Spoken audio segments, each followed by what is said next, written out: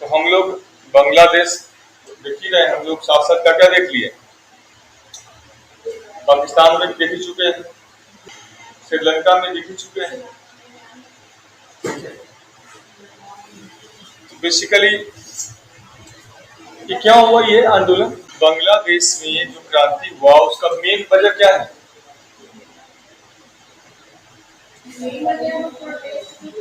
तो बांग्लादेश में इस आंदोलन का मुख्य जो वजह है वो केवल रिजर्वेशन नहीं है, ठीक है ना? हाँ, केवल नौकरी वजह नहीं हो सकता है, बहुत सारे और भी पैरामीटर हैं।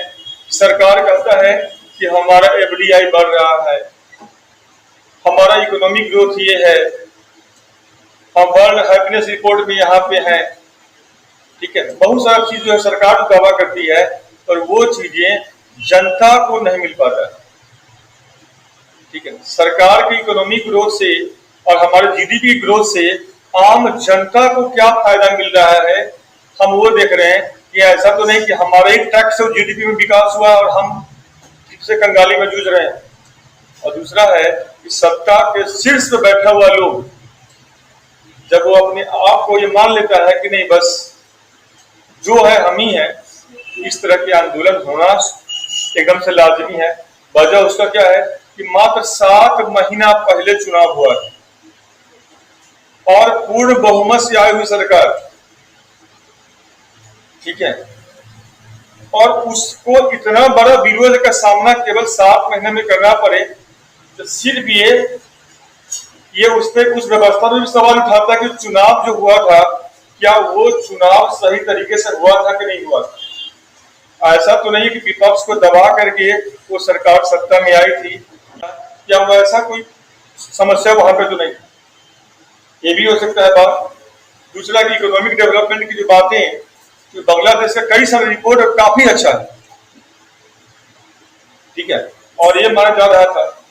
और सबसे बड़ी बात कि मुजीबुर रहमान का जो है जो मूर्ति लगा हुआ था, उस मूर्ति को भी लोगों ने तोड़ डाला।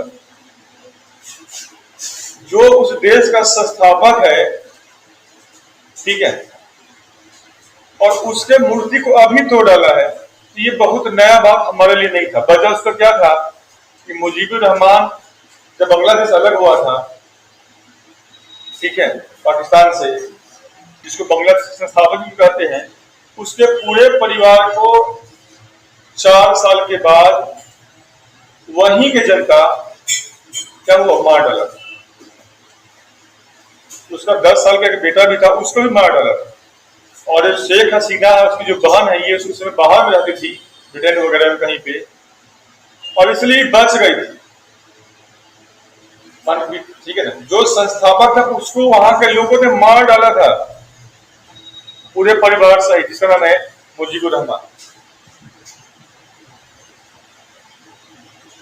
और अब ये हसीना जब आई है, 5 बार ये वहां की प्रधानमंत्री रही है। हालांकि काम वगैरह वास्तव में बाहरी दुनिया में या हमारे यहाँ अच्छा लगा है। भारत के साथ संबंधों की बात करें तो हमारे संबंध उसके कारण क्या है, बेहतर रहा है, क्योंकि बांग्लादेश हमारे लिए बफर जोन का काम करता है। और चीन और भारत को चुनने की जब बात आती है तो चूंकि उसका जो कल्चर है वो हमसे मिला है, हमसे निकला हुआ है, इसलिए वो हमारे ही पक्ष में हमेशा से रहा है, चीनियों के पक्ष में नहीं रहा है। लेकिन जिस देश में 91% मुस्लिम बहुल आबादी हो और वहां का मुस्लिम ही उस सत्ता को खार फेंका हुआ हो, वहीं के मुस्लिम परिवार ने वहां के संस्थापक को मार डाला हुआ हो, और वहीं के लोगों ने अगर इस तरह का आंदोलन करके उसको यहाँ से भगाने का काम किया है, जो भारत में आके शरण मांगना पड़ा और यहाँ से ब्रिटेन जाना पड़ा है, तो बहुत बड़ी बात नहीं। लेकिन ये बहुत बड़ा सवाल खड़ा करता है किसी भी सत्ता में बैठे हुए शीर्ष नेताओं के लिए, चाहे वो भारत हो, चाहे भारत के आसपास जो घटनाएं घट रही हैं, ये सब है क्या। तो एक दृष्टि से भी समझ सकते हो, ये कोविड का इम्पैक्ट भी दिख रहा है। कोरोना के बाद से जितनी समस्याएं दुनिया के सभी देशों में हुआ है, उसका भी एक इम्पैक्ट होगा, क्योंकि इकोनॉमी सब जगह गड़बड़ाई है।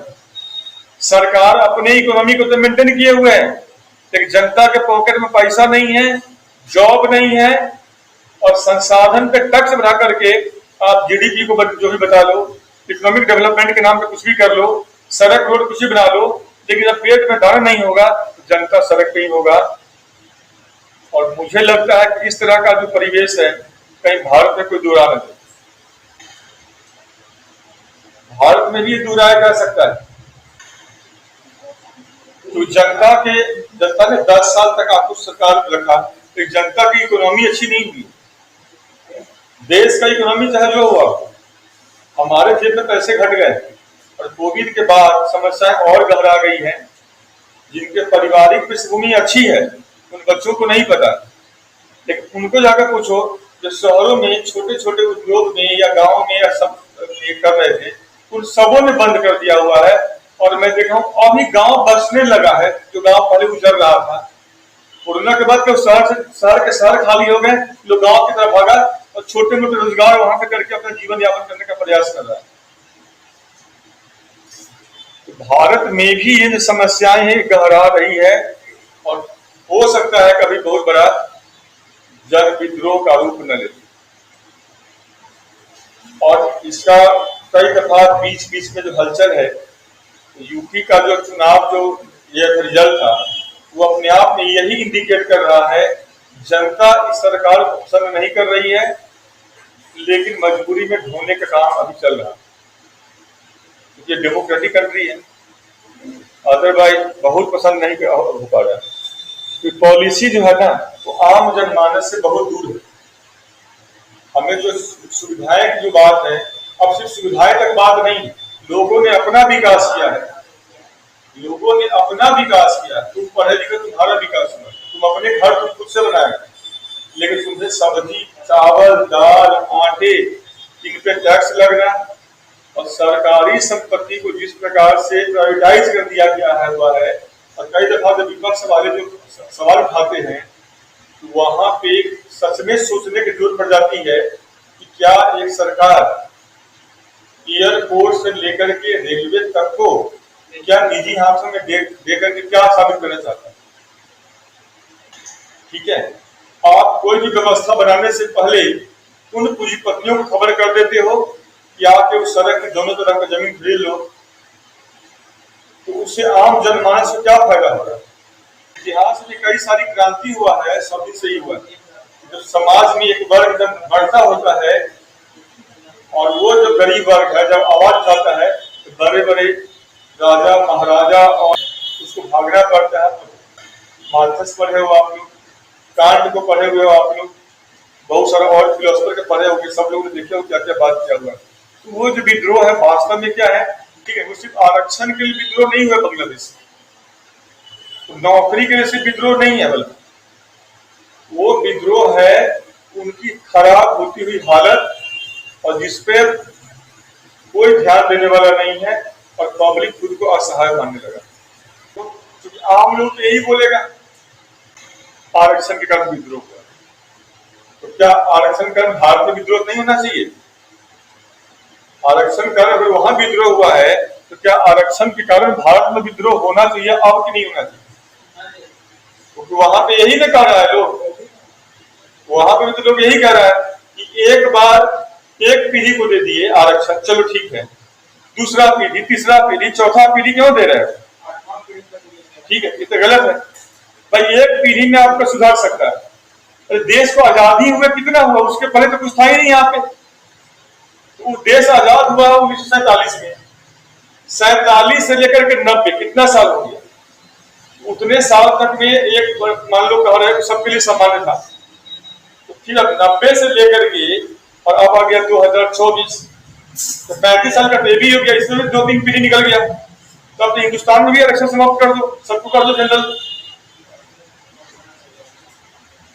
सबको यहां भी जनरल कर देना है। क्यों नहीं करेगा? क्योंकि जो सामान्य सबके लिए कर दो, इस पे कोई बात करेगा। क्योंकि ये ऐसा टॉपिक है जिसमें राजनीतिक पार्टी का पूरा जो है राजनीतिक विषाद दरक जाएगा, इसमें पूरा राजनीतिक विषाद ही दरक जाएगा। और कोई उसको हवा क्या दे देगा, दो समूह के बीच में फॉरवर्ड बैकवर्ड कर देगा।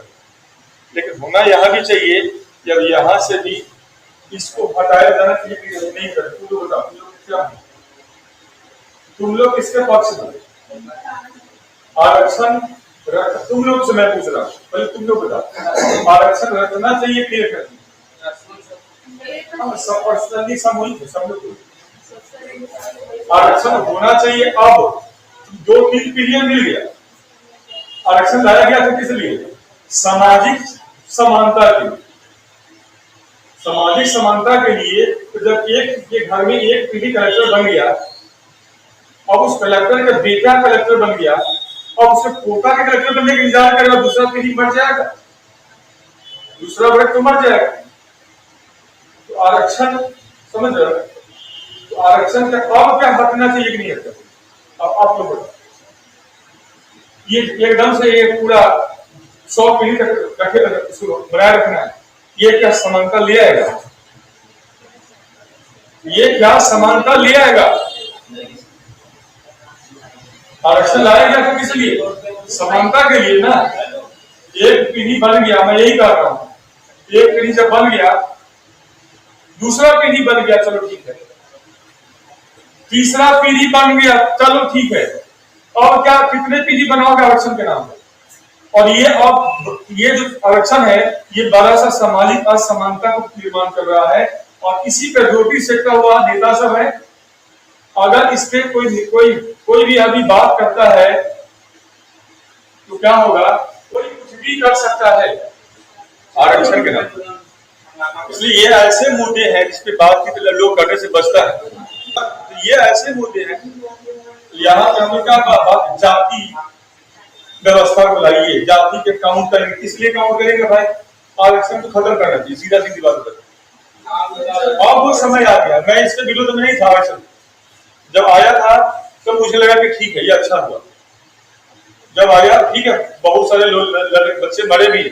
जब लाया गया था, जब बीपी सिंह से लाया था, तो वाकई समाज में समानता आया, ये बड़ी अच्छी बात।